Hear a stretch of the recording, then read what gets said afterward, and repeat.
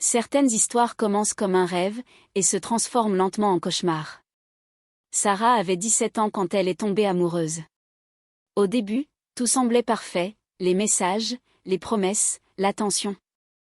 Mais derrière cette relation qui paraissait normale se cachait une réalité beaucoup plus sombre. Pendant des années, elle a vécu dans la peur, le silence et la confusion, sans savoir comment s'échapper. Aujourd'hui, elle a décidé de raconter son histoire. Non pas pour faire peur, mais pour ouvrir les yeux. Parce que parfois, derrière un simple message sur les réseaux sociaux, peut se cacher une relation qui change une vie à jamais.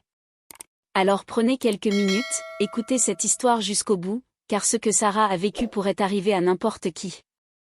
Cette nuit-là, je faisais semblant de dormir. Je restais immobile dans le lit, les yeux fermés, en espérant qu'il me laisse tranquille. J'espérais qu'il pense que je dormais profondément et qu'il me laisserait passer la nuit en paix. Mais comme presque toutes les nuits, il m'a réveillée. Je ne réagissais plus. Je ne parlais plus. Je restais simplement là, figée, les larmes silencieuses sur mon visage. Il voyait tout. Il voyait que je pleurais, que je ne bougeais pas, que je n'étais plus vraiment là. Pour se stimuler davantage, il a pris son téléphone, et il a lancé un film. J'entendais le son de la vidéo dans la pièce sombre. Lui continuait comme si de rien n'était. Et c'est à ce moment précis que je me suis dit. Je ne suis plus une personne, je suis devenue un objet. Tout avait pourtant commencé très différemment. J'avais 17 ans quand j'ai rencontré Lucas sur les réseaux sociaux. Lui en avait 21. Il vivait encore chez ses parents. Au début, on parlait tous les jours. Les messages, les appels tard le soir, les promesses, tout semblait naturel. Quand on s'est rencontrés pour la première fois, tout s'est passé très vite. Au bout de 2 mois seulement, nous étions déjà en couple. Peu à peu, je passais de plus en plus de temps chez lui, jusqu'à finir par vivre presque entièrement dans sa maison avec sa famille. Au début, tout paraissait parfait. Mais avec le temps, j'ai découvert une autre facette de Lucas. Il avait plusieurs dépendances. Le cannabis. Les paris sportifs. Et aussi une obsession permanente pour le sexe. À cause de tout ça, il ne travaillait pas. Alors il a commencé à me demander de l'argent. Au début, c'était de petites sommes. 10 €. 20 €. Et il ne disait pas vraiment pourquoi. Puis les montants ont augmenté. 50 €. 100 €. Un jour, j'ai fini par lui dire calmement. Lucas, moi aussi je travaille dur. Je ne suis pas riche, je ne peux pas continuer comme ça. Cette phrase a tout changé. Au début, il se contentait de me faire la tête pendant une journée. On ne se parlait plus pendant 24 heures. Puis, petit à petit, sa colère a grandi. Quand je refusais, il explosait. Les insultes arrivaient. Les menaces aussi. Il me disait qu'il allait me tromper. Qu'il trouverait mieux ailleurs. Que je ne servais à rien. Et le pire, c'est que je le croyais. Je me disais que c'était peut-être mon rôle de l'aider. Après tout, j'étais sa petite amie. Alors je continuais. Et sans m'en rendre compte, j'entrais dans un cercle vicieux. Chaque refus provoquait une nouvelle tempête. Tu n'es pas là pour moi. Tu ne m'aides jamais. Je mérite mieux. À force d'entendre ces phrases, j'ai commencé à penser que le problème venait de moi. Je me sentais coupable de ne pas réussir à le sauver. Peu à peu, je me suis isolée. Je me suis éloignée de ma famille. Je ne voyais plus mes amis.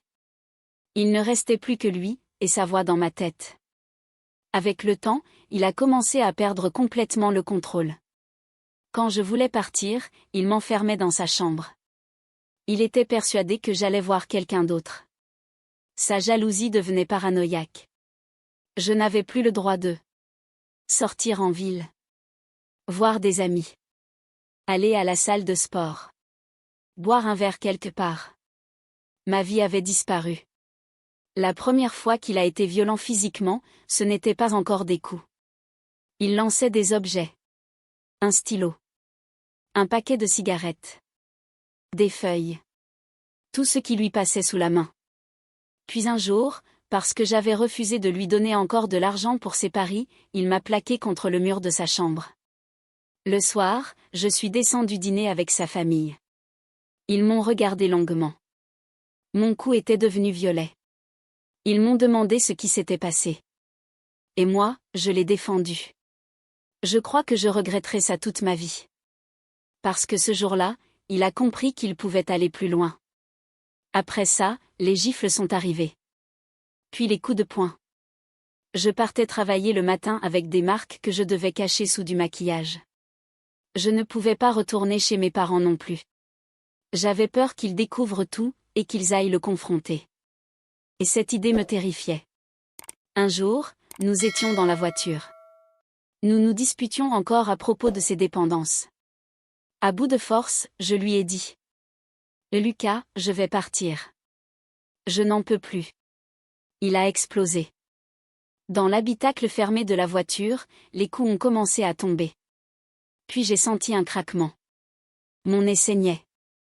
Il m'a regardé, choqué lui-même par ce qu'il venait de faire. Puis il est sorti de la voiture et m'a laissé seul. Le volant, mes vêtements, mon visage, tout était couvert de sang. Je suis resté là à pleurer. Et je me suis posé une seule question. Quand est-ce que cet enfer va se terminer ? Mais malgré tout, je n'arrivais pas à partir. C'était comme si quelqu'un contrôlait ma vie à ma place. Les nuits étaient devenues un autre combat. Lucas voulait des relations tous les jours. Mais après les insultes, les coups, les humiliations, je n'en avais plus la force. Parfois, je pensais qu'en fumant davantage, il finirait par s'endormir. Alors je lui payais même plus de cannabis. Mais c'était pire. Plus il fumait, plus il devenait violent. Alors j'ai commencé à faire semblant de dormir. C'est là que les nuits sont devenues les plus longues. Je restais immobile. Silencieuse. Et parfois, pour se stimuler, il lançait des vidéos sur son téléphone. Je restais là, comme une poupée oubliée. Vers la fin de la relation, une dispute a éclaté une fois de plus. Il m'a regardé, et m'a craché au visage. J'étais paralysée par la peur. Je lui ai juste murmuré. « S'il te plaît, laisse-moi partir. » Il est devenu fou de rage. Il m'a enfermée dans sa chambre pendant plusieurs heures. Quand il est revenu ouvrir la porte, j'ai cru que je pouvais enfin partir. Mais non. Je pouvais me déplacer dans la maison, sans jamais pouvoir sortir. J'ai passé la nuit là. Et le lendemain, vers 14 heures, il m'a enfin laissé partir. Ces 2 jours ont été les plus longs de ma vie. 2 jours à survivre.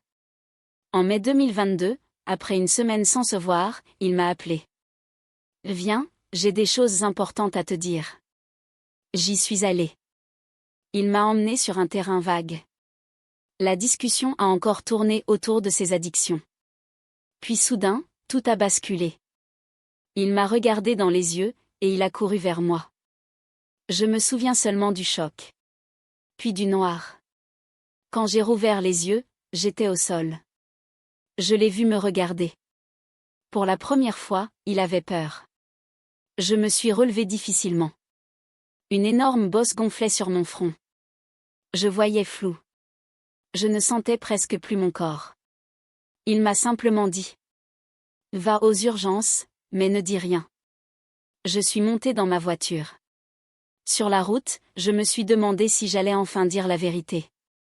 Mais à l'hôpital, j'ai encore menti. J'ai dit que j'étais tombée dans les escaliers. Personne ne m'a cru. Ce jour-là a été mon déclic. Je me suis dit. Si je reste, je vais mourir. Mais même après la séparation, il ne m'a pas laissé tranquille. Pendant 6 mois, il m'a harcelée. Il m'appelait 10 fois par jour. Il m'attendait dans la rue. Devant chez moi. Devant les magasins. Il laissait des messages sur ma voiture. Et quand je rencontrais quelqu'un, il menaçait cette personne. J'ai vécu 6 mois à fuir. Finalement, avec l'aide de ma mère, j'ai décidé de porter plainte. En décembre 2022, j'ai déposé plainte avec des photos de mes blessures, des documents médicaux, des preuves. Il a été placé en garde à vue. Mais en mars 2023, la réponse est tombée. L'affaire a été classée sans suite pour manque de preuves. Cette décision m'a brisée. Mais ce jour-là, j'ai compris quelque chose. Si la justice ne pouvait pas me rendre la paix, alors je devais me reconstruire moi-même. Aujourd'hui, je me reconstruis. Petit à petit. Je reprends ma vie. Mes projets. Mon futur. Et pour la première fois depuis longtemps, je me donne le droit d'être heureuse. Parfois, les signes apparaissent dès la première blessure, dès la première humiliation. N'ignorez jamais ces signaux. Parler, demander de l'aide et partir peut être difficile. Mais votre vie et votre liberté valent toujours plus que la peur. Merci d'avoir suivi cette histoire jusqu'au bout. Si elle vous a touché, n'oubliez pas de laisser un pouce bleu, de vous abonner et de partager autour de vous. On se retrouve très bientôt pour une nouvelle histoire encore plus intense.